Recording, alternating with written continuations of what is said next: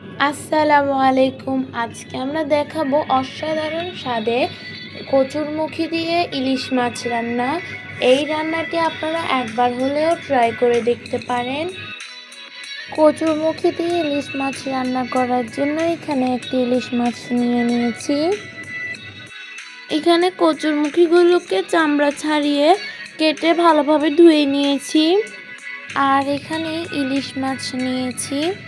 এখন রান্নাটি শুরু করব। রান্নাটি শুরু করার জন্য একটি প্যানের মধ্যে পরিমাণ মতো তেল নিয়ে নিয়েছি।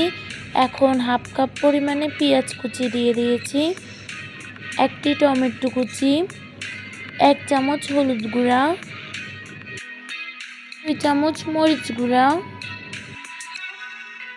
হাফ চামচ জিরার গুঁড়া, 2 টেবিল চামচ রসুন বাটা,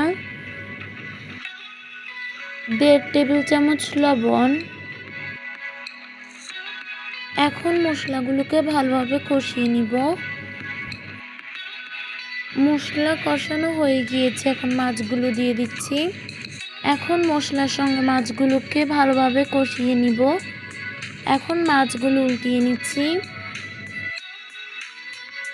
কষানোর জন্য পানি দিয়ে দিব।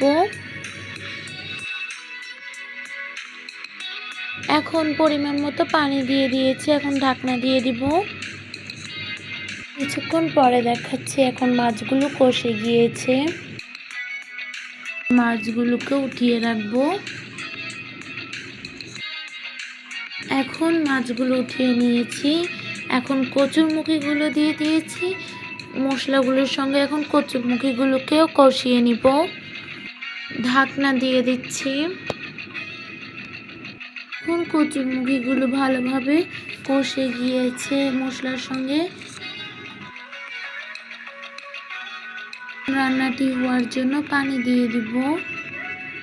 পানি দিলে কচুরমুখীগুলো ভালোভাবে সিদ্ধ হবে। ঢাকনা দিয়ে দিব। এখন মাছ দিয়ে দিব। এখন মাছগুলো দিয়ে দিয়েছি।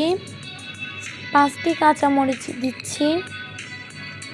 এখন এগুলোকে ঢাকনা দিয়ে কিছুক্ষণ এভাবে রান্না করে নিব।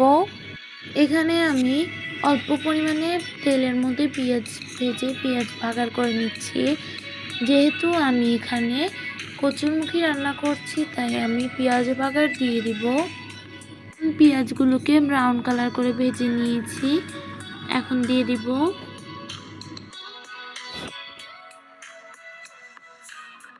দেখুন পেঁয়াজ বাগার দেওয়ার পরে কালারটা কতটা সুন্দর এসেছে। আমি এখন আরও 5 থেকে 6 মিনিট রান্না করে নিব।